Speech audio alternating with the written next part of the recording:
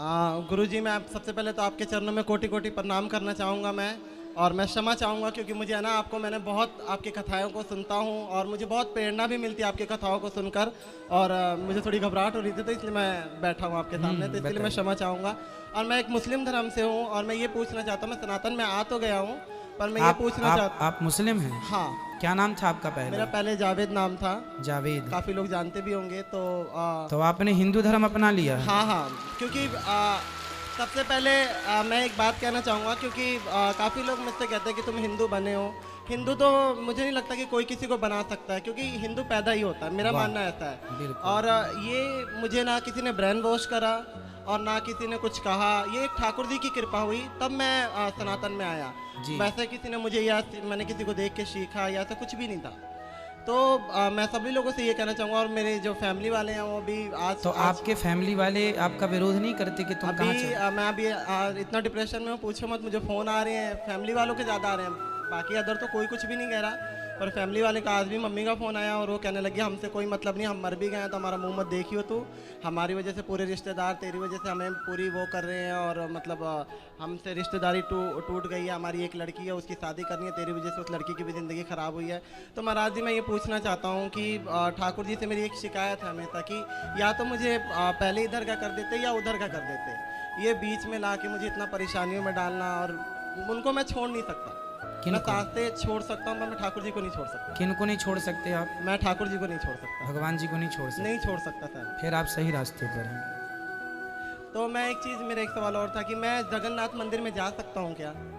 कि जगन्नाथ जी के मंदिर में अब तो आप इन्हें धर्म बदल लिया है, आपने धर्म परिवर्तन कर लिया अपना।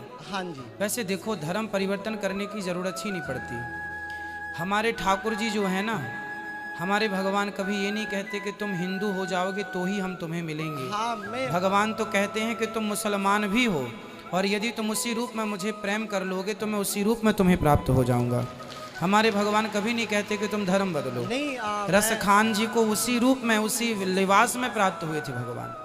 जब उनकी कृपा हुई तो मैं सब कुछ खाया करता था, पर जैसे उन्होंने कृपा करना स्टार्ट करा तो अपने आप ही छूटने लग गया। सब चीज़ों को देखकर वो मन वॉमिटिंग सी आनी, ये अपने आप होने लग गया। तो ये मुझे नहीं लगता कि मैं छोड़ सकता था या वो करता। आज का टाइम है कि कोई आमलेट भी बनाता है घर के पास में, तो उससे भी मुझे बहुत दिक्कत होती है, ऐसा लगता है जैसे वॉमिटिंग हो जाएगी। तो ये ठाकुर जी की कृपा ही है।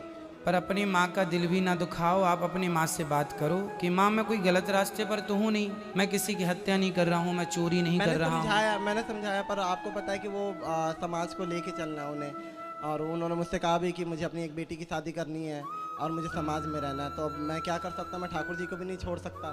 तो मुझे समझ नहीं आ रहा। तो आपको ये भक्ति का रोग कब से लगा? मैं बहुत छोटा था। मेरी जो परवरिश हुई है वो मेरी नानी के घर पे हुई है। अच्छा। तो वो नानी के जाने के बाद मामा मामी दिल्ली लेकर आया, उन्होंने मुझे 11 साल की एज में काम पे लगा दिया। तो मुझे तो काम वाम का पता नहीं था, मैं वहाँ बैठा रोता था। तो मेरे ख्याल 2012, एक साल बीत गया। समय ऐसा बीत जाता है और पता भी नहीं लगता, और आदत पड़ जाती है उस चीज़ को झेलने की। तो वहाँ पे एक पन्नी आया करती थी, मतलब जैसे हम लोग ये आटा चावल वगैरह पैक करते हैं ना, तो वो पन्नी आया करती थी। तो उसमें कृष्णा पन्नी के नाम से आया करती थी, और उसमें छोटी सी कृष्ण जी की छवि छपी हुई थी। उन्होंने हाथ में मुरली रखी, मुझे पता नहीं था उस टाइम पे कृष्ण क्या है, और मुझे बिल्कुल भी इस चीज़ का अंदाज़ा नहीं था। तो मुझे बार बार ऐसा लगता ना कि कुछ टाइम बाद कि वो मुझे देख रहे हैं, वो कभी इशारे कर रहे हैं। तो मैं आंटी को बोलूँगा, आंटी ये देखना, ये जो फ़ोटो बनी मेरे को देखता है और कभी कभी इशारे करता है। तो आंटी कह रही, तो मतलब उन आंटी को लगता था कि बच्चा है या वैसी पागलपंती वाली बात है, ऐसा कुछ भी नहीं होता। वो मुझे बार बार कहती, मैंने कहा आंटी आप जाओगे फिर ये ऐसे ही होगा। और मैं कई बार मैं दोपहर की रोटी खाता था तो मुझे ऐसा लगता था जैसे मुझसे कह रहे हैं कि मुझे भी भूख लगी है, मेरे को भी दे। तो मैं आधी रोटी निकाल कर और सब्जी देता था, और भगवान जाने वो कहाँ जाता था मेरे को बिल्कुल नहीं पता। और फिर उसके बाद से इतना उनसे प्रेम हो गया कि मैं उस चिट को उखाड़ कर अपने साथ लेकर आया, डेली ले जाता ले आता। फिर उसके बाद से जो मेरे मामा मुमा थे उनसे वो लोग मुझे मारने पीटने लग गए कि तू ये क्या कर रहा है, ये है वो है, जो भी हो। और उसके बाद से फिर मैं 13 साल का जब हुआ था मैंने घर को छोड़ दिया, क्योंकि उस टाइम में पता ही नहीं लगता था। और मैं खुद कई बार सोचता हूँ तो भाई 13 साल की एज बहुत कम होती है, मैंने कैसे वो करा, वो समय ठाकुर जी तो पता नहीं लगा। तो मुझे लगता है कि ठाकुर जी की कृपा है, और ये वहीं से हुई है। किसी ने ना मुझे सिखाया, ना मैं जिस फैमिली में काम करता था वहाँ भी ऐसे नहीं कह सकते कि वहाँ पे बहुत ज़्यादा भक्ति थी, वहाँ पे नॉर्मल भक्ति थी। तो ऐसा कुछ भी नहीं है।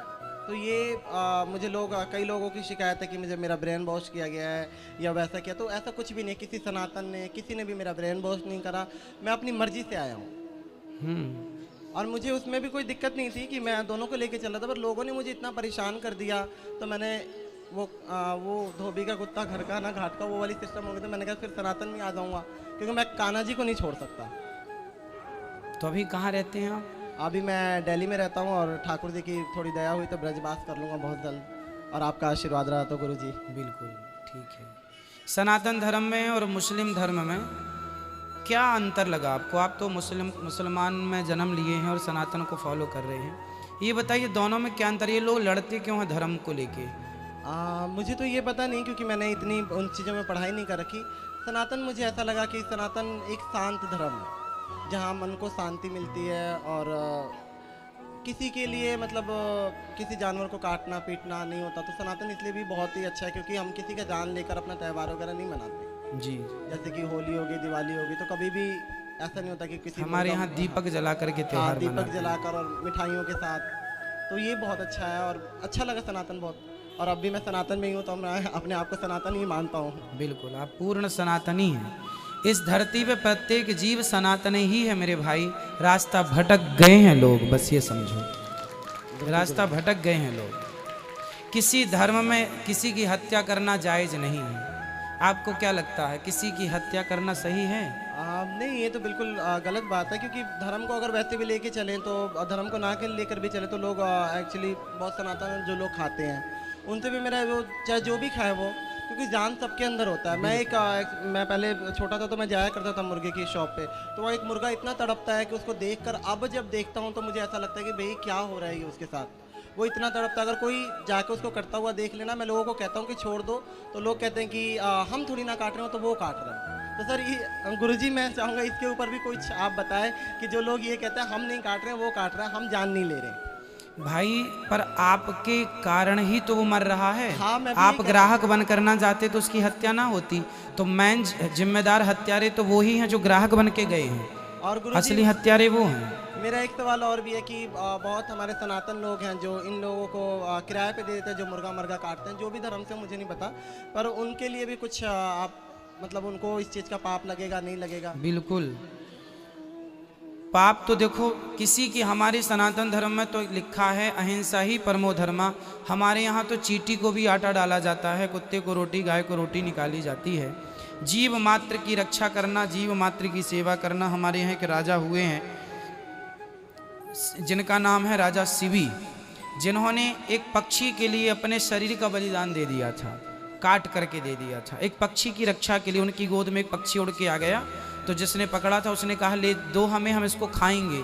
अब राजा ने कहा मेरी शरण में आ गया, मैं नहीं दे सकता।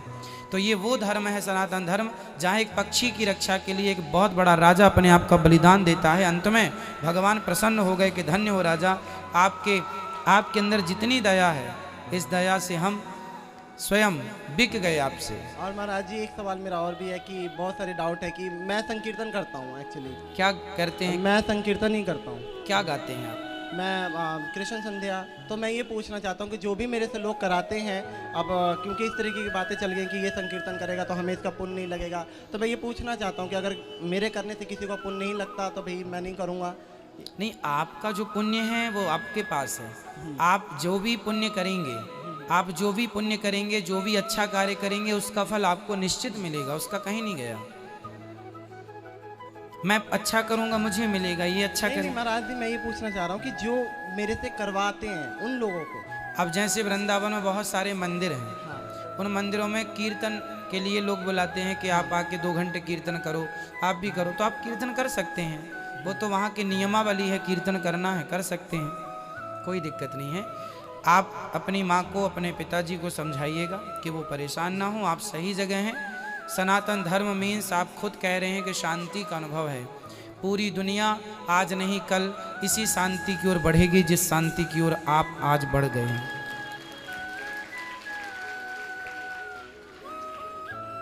ठीक है, और कोई सवाल आपका? नहीं गुरुजी, मैं एक छोटा सा भजन आपके दरबार के लिए गाना चाहूँगा। हाँ गाइए। मुरारी में रहमत के सदके तुम्हारी, मुरारी मैं रहमत के सदके तुम्हारी, जो चरणों में ये सर झुकाना मिला है। बड़े भाग्यशाली हैं वो तेरे बंदे, जिन्हें आप सा आशियाना मिला है। महाराज जी, मैं कहना चाहूँगा कि जितने भी लोग हैं वो बड़े भाग्यशाली हैं जो इस कथा पंडाल में बैठे हैं, और हर सवाल का मुझे आज लगा कि कुछ जवाब मुझे मिला जो मैं खुद तलाश रहा था। तो इसके लिए मैं बहुत बहुत आपका धन्यवाद करना चाहूँगा। राधे राधे, जय श्री कृष्णा सभी को। खुश रहिए, भगवान आपको सदा सुखी और स्वस्थ रखे, प्रसन्न रहिए।